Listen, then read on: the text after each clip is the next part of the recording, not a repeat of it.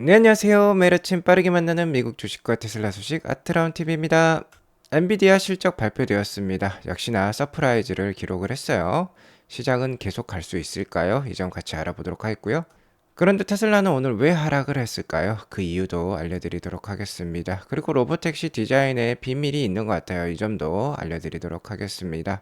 3대 지수 하나 먼저 간략히 살펴보도록 할게요. 자, 3대 지수 장 중반이 되니까 이렇게 뚝 떨어지는 모습 확인해 볼 수 있습니다. 무언가 발표가 되었다라는 것인데, 자, 오늘은 장중에 FOMC 회의로 공개가 있었습니다. 5월 1일 정도의 회의가 있었는데 그 회의록이 공개가 된 거예요. FOMC 의사록을 요약해 보자면은 참가자들은 그러니까 연준 위원들이 되겠죠. 1분기 인플레이션 수치에 실망했다라고 합니다. 자, 그럴 것도 같습니다. 1분기 쪽을 보면은요. 1월달, 2월달, 3월달 계속해서 헤드라인 기준으로 3.1%, 3.2%, 3.5% 올라가는 모습이에요. 근원 CPI도 3.8%에서 잘 떨어지지 않은 모습이 나왔습니다. 자, 그렇기 때문에 연준 위원들이 충분히 실망할 법도 했어요. 물론 FOMC 회의 이후에 FOMC 회의는 5월 1일 정도 있었습니다. 그 이후에 5월 15일에 미국 CPI 지수 4월 달께 발표가 되었고 이때는 좀 완화되는 모습이 나왔어요. 전보다 떨어지는 모습들이 이렇게 발견이 되었었습니다. 하지만 이번 FOMC 회사록은 4월달 인플레이션 수치는 반영이 안 된 거예요. 그러니까 1분기 수치만 봤을 때는 충분히 실망할 법도 했습니다. 회의록에 따르면 연준 위원들은 지난 1년 동안 인플레이션이 완화가 되었지만 최근 몇 달간은 2% 목표를 향한 추가 진전이 부족하다는 점을 언급을 했어요. 계속해서 이스라엘과 하마스 간의 지정학적 영향도 있었기 때문에 인플레이션 우려는 있을 수 있겠다라고 생각을 한 것 같습니다. 자, 그러니까 당초 예상보다 인플레이션 우려가 지속이 될 수 있기 때문에 더 오랜 기간 현 수준의 고금리를 유지할 것을 시사를 했어요. 일부는 금리 인상 가능성까지 거론을 했다라고 합니다. 자, 하지만 어쨌든 이 FOMC 의사록은 과거의 기록이에요. 중요한 건 앞으로의 데이터라고 볼 수 있겠죠. 최근에 국채 금리도 좀 더 안정화되는 모습이고 유가도 상당히 많이 떨어지면서 완화되는 모습이 나오고 있으니까 앞으로의 데이터는 금리 인하에 더 가까울 수도 있을 것도 같습니다. 자, 어쨌든 오늘 매파적인 FOMC 의사록이 공개가 되면서 9월달 금리 인하 확률이 좀 내려왔어요. 어제도 소폭 한 3% 정도 내려왔습니다. 11월달 금리 인하 확률은 여전히 70%대를 육박을 하고 있고요. 자, 많으면 12월 달에도 한 차례 정도 더 금리 인하가 있을 수 있겠다. 그러니까 연내 두 차례에서 한 차례 정도는 연말에 금리 인하가 있을 수 있다라고 시장은 여기고 있어요. 투자에 참고하시기 바라겠습니다. 오늘 매파적인 FOMC 의사록이 나오면서 다우지수의 하락이 좀 더 컸어요. 그래서 다우와 관련된 이 아래쪽에 위치하고 있는 업종들이 좋지 않았고, 자, 엔비디아가 실적 발표를 했는데 실적 발표 전에는 이렇게 주가가 하락을 했습니다. 자, 하지만 한국 시간 새벽 5시 이후에 엔비디아 실적이 발표가 되었어요. 자, 1분기 실적 서프라이즈 가능할 것이라고 제가 많이 말씀을 드려왔는데요. 역시나 시장 예상을 넘어서는 깜짝 실적을 달성을 했습니다. 자, 그리고 엔비디아 주가가 지금 950불을 넘어서는 모습이죠. 자, 주가 차트를 보자면 지금 986불까지 오르고 있어요. 애프터에 한 4% 가까이 오르고 있습니다. 이러한 점을 야후 파이낸스도 4% 오르고 있다라고 뉴스를 다루고 있는데요. 자, 여기 보시면 10대 1 액면 분할 소식이 있어요. 스탁 스플릿이 있죠. 950불이란 주가 너무 강하기 때문에 뭐 우리나라 돈으로 뭐 120만 원, 130만 원 정도인 거죠. 너무 비싸니까 10대 1로 분할을 하면 이제 주가가 우리나라 돈 기준으로 한 10만 원대 그 정도로 내려올 것 같습니다. 자, 제가 기존 방송에서 계속해서 엔비디아의 1분기 실적 가이던스가 좀 올라가고 있다. 계속해서 그 예상치가 올라가고 있으니까 서프라이즈를 기록할 가능성이 높고요. 뭐 TSMC 실적으로도 제가 분석을 해드렸죠. TSMC 2분기 가이던스가 좋았기 때문에 아무래도 엔비디아로부터 많은 주문을 받은 것이기 때문에 엔비디아 실적도 좋을 것이다라고 말씀을 드렸는데 역시나 그런 결과가 나왔어요. 자, 그리고 무엇보다도 중요한 건 이 엔비디아의 2분기 매출액 가이던스라고 말씀을 드렸습니다. 자, 이게 26.7빌리언을 넘겨야 된다라고 했었는데, 자, 엔비디아에서 발표한 거는 28빌리언이었어요. 그러니까 시장 예상치였던 26.5나 26.7을 뛰어넘는 약 1.5에서 1.3빌리언 정도 초과하는 2분기 매출액이 가이던스로 제공이 되었습니다. 280억 달러. 자, 그렇기 때문에 지금 주가 당연히 강할 수밖에 없는 것이죠. 실적을 살펴보면요. 1분기 실적입니다. 예측지었던 매출액 예상치 24.65빌리언을 뛰어넘는 26빌리언이 나왔어요. 꽤 많은 수준으로 뛰어넘었다라고 볼 수 있겠고, 주당 순이익은 더 충격적입니다. 5.59불이 예상이 되었는데 거의 뭐 10% 이상 초과하는 6.12불을 달성을 했어요. 자, 이렇게 매 분기 실적을 보면 정말 아름답게 계속해서 우상향하는 모습이 나오고 있습니다. 당연히 주가가 좋을 수밖에 없겠죠. 자, 현재 엔비디아 4%대 프리마켓에서 애프터마켓에서 오르고 있는데요. 현재 엔비디아 주가는 지금 전고점을 갱신을 한 상황이에요. 엔비디아가 천정을 다시 한번 뚫고 역사적 신고가를 기록한 만큼 나스닥도 계속해서 신고가를 경신하는 움직임이 나올 수도 있겠습니다. 엔비디아의 2분기 매출의 가이던스도 좋았던 것만큼 나스닥이 더 힘을 받고 시장은 당분간 좀 더 상승세가 이어질 수 있을 것 같아요. 자, 하지만 엔비디아가 이렇게 좋은 상황에서 테슬라는 오늘 3.48% 하락을 했습니다. 애프터에서도 그렇게 큰 힘을 쓰지는 못하고 있는데요. 자, 일단은 테슬라 역시 어느 정도 바닥을 이미 다졌다라고 생각을 합니다. 자, 여기서 크게 떨어지기도 힘들겠어요. 많이 떨어지면 뭐 150불대라고 게리 블랙은 얘기를 하고 있는데, 어쨌든 2분기 차량 판매량이라든지 전체적인 올해 차량 판매량이 전년 대비 그렇게 크게 성장할 가능성이 없기 때문에요. 그러한 악재와 함께 로보택시 호재가 있죠. 그러한 자율주행 AI 기술과 관련된 호재가 맞물리면서 어느 정도 박스권의 모습이 기대가 된다라고 볼 수 있겠어요. 자, 아무튼 오늘 테슬라 주가가 약했던 이유를 언론에서 다루는 뉴스를 몇 가지 전달해 드리자면, 자, 일단 블룸버그에서 오늘 테슬라의 유럽 판매가 신통치 않다라고 기사를 냈어요.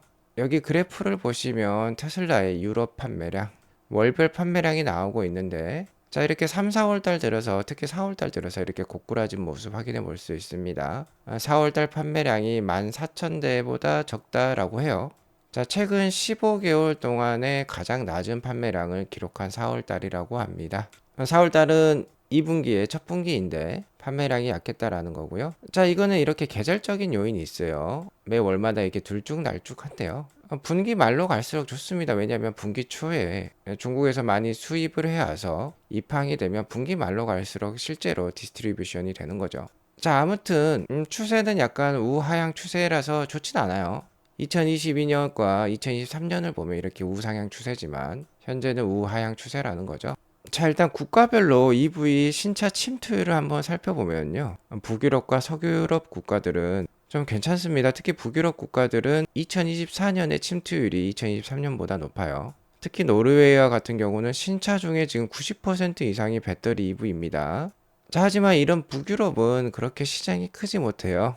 유럽에서 가장 큰 시장은 독일이고 그 다음은 영국, 그 다음이 프랑스와 이태리라고 볼 수 있겠는데, 특히 독일 시장이 약 100만 대 가까운 규모로서 굉장히 큽니다. 하지만 독일의 그래프를 보면은 2023년까지는 침투율이 배터리 EV 침투율이 올라갔다가 지금 2024년에 이게 떨어지는 모습이 나오고 있어요. 아무래도 독일이 작년 말에 보조금을 취소를 했죠. 그러면서 안 그래도 가뜩이나 경기가 좋지 않은데 배터리 EV 침투율이, 그러니까 신차 판매율이 줄어든 것 같습니다. 그러니까 독일 같은 큰 시장에서 힘을 못 내니까 자, 이런 모습이 나오고 있다라고 보시면 되겠어요. 유럽은 좋지 않은 상황입니다만 미국은 달라요. 미국은 사이버 트럭이 이렇게 끊임없이 지금 쏟아지고 있습니다. 주간 뭐 1000대씩도 지금 생산을 하고 있다라고 하죠. 자, 그리고 최근에 사이버 트럭, 특히 사이버 비스트를 인도받으신 분이 테슬라 직원과 대화를 했다라고 해요. 대화를 통해서 뭔가 강력한 정보를 얻었는데, 자, 일단 이 사이버 비스트는요, 사이버 트럭 전체 딜리버리의 10% 이하라고 합니다. 자, 이 말인즉슨 이제 기본적인 모델, 중간형 모델들이 대부분을 차지하고 있다라는 거예요. 사이버 트럭 출시 초기만 해도 사이버 비스트 위주로만 팔렸었는데 뭐 파운데이션 모델이었죠. 하지만 이제는 중급이나 초급의 모델들이 더욱더 많이 딜리버리가 되기 시작했다라는 거고요. 그러니까 매스 시장으로 들어선 거죠. 그리고 최근에 모델 Y가 0.99% 할부 금리를 적용을 받았습니다. 그러면서 모델 Y의 볼륨이 더블이 되었다라고 해요. 딜리버리가 2배로 늘었다라는 것입니다. 그러면서 이 사이버 트럭의 배송이 좀 늦어졌다라고 얘기를 들었다라고 해요. 최근에 다시 한번 5월 중순 들어서 중국의 딜리버리도 좀 살아나고 있는 것 같으니까요. 2분기 딜리버리 한번 기대를 해보도록 하겠습니다. 최근에 트로이 테슬라이크가 상당히 테슬라에 있어서 부정적인 입장을 취해오고 있는데요. 자, 여기 이분께서 보너스로 뭔가 트로이에게 욕하는 것까지 나와 있네요. 자, 그리고 오늘 로보택시 디자인의 비밀에 대해서 한 가지 알려드린다라고 말씀을 드렸는데요. 자, 로보택시 이 모습과 가장 가까이 출시될 가능성이 높다라고 했죠. 여기 특이한 점은 자, 보시면 여기 앞바퀴는 이렇게 크게 보이고 있습니다. 휠 모양까지 제대로 보이는데 뒷바퀴가 휠 모양이 제대로 안 보여요. 이렇게 반쯤만 보이는 거죠. 이게 전체적으로 바퀴가 3개인지 아니면 뒤에가 바퀴가 2개가 달려 있는데 2개가 정말 가까이 붙어 있는지는 정확히는 아직 밝혀진 바는 없습니다. 자, 하지만 이 컨셉 디자인을 보면요. 여기 보시면 바퀴가 2개 달렸어요. 대신에 바퀴가 좀 안으로 감춰져 있다라고 볼 수 있겠는데, 자, 구조가 앞이 좀 넓고요. 뒤가 좀 좁은 구조인 것입니다. 자, 이 바퀴의 사이 간의 거리를 윤거라고 하는데요. 여기는 윤거가 길고 여기는 윤거가 짧은 거예요. 이 사이 간격이 짧다라는 거죠.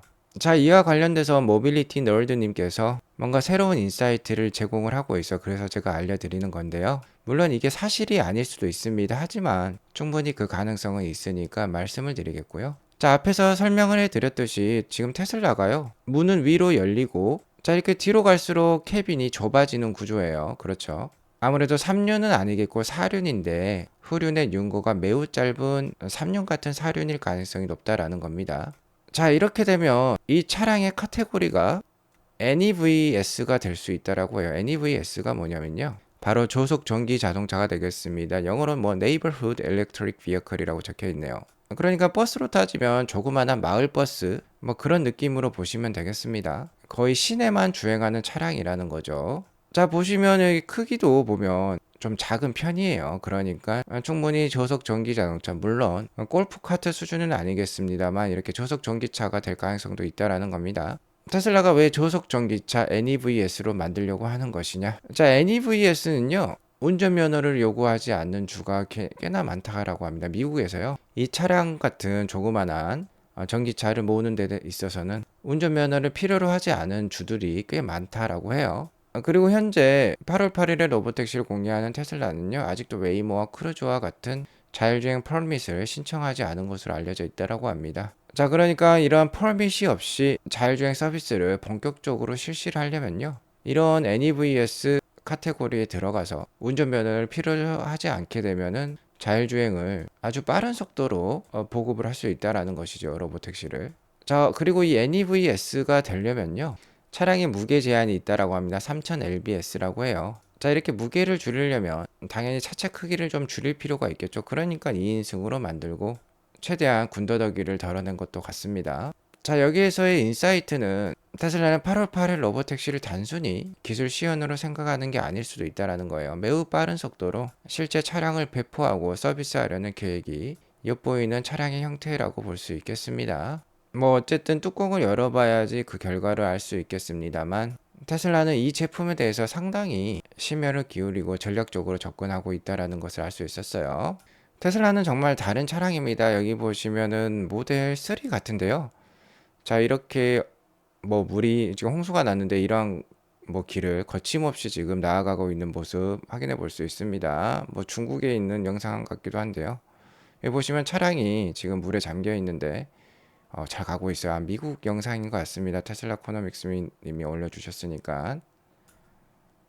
테슬라는 기본부터 다르게 설계하고 안전을 최우선시하고 있기 때문에요. 그러니까 이번 로보택시도 참 기대된다라고 볼 수 있겠습니다.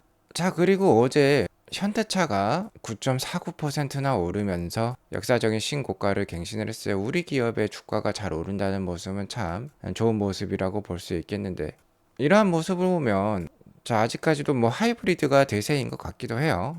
현대차 주가의 상승 원인으로는 뭐 글로벌한 2위 수준의 이익률을 자동차 업계에서 지금 보여주고 있다라고 합니다. 그러니까 이익률, 그러니까 경영을 잘하고 있다라고 볼 수 있겠는데요. 어제 뭐 9% 이상 오른 이유는 역시 중국과 미국과 EU 간의 갈등에서 반사이익을 받는 현대차인 것 같습니다. 최근에 미국이 중국의 전기차 관세를 정말 크게 때리는 모습이 나왔죠. 중국산 전기차에 대해서 기존 관세가 25%였는데 연내 100%로 올리기로 한 미국입니다. 중국산 전기차 안 그래도 미국에 팔리지 않는데 아예 들어오지 못하게 만드는 것이죠. 그리고 중요한 거는 이 배터리 관련된 부품이라든지 중국산 배터리에 대해서 기존에 7.5%였는데 25%까지 올렸어요.